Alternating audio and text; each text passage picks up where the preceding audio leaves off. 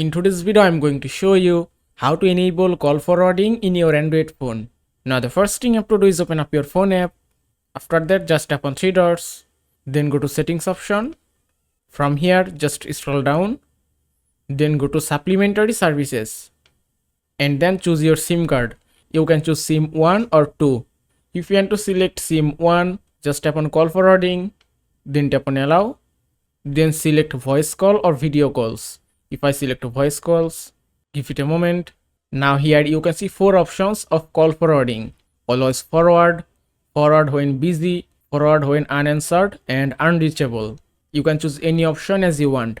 If I select forward when busy and then type your number, also select any contact, just tap here and then select a number or contacts, just select it, then tap on enable, give it a moment again, and that's it. You can see it's enabled successfully. And that is how you can enable call forwarding in your Android phone. I hope this video was helpful. If it was, please give it a thumbs up and don't forget to subscribe.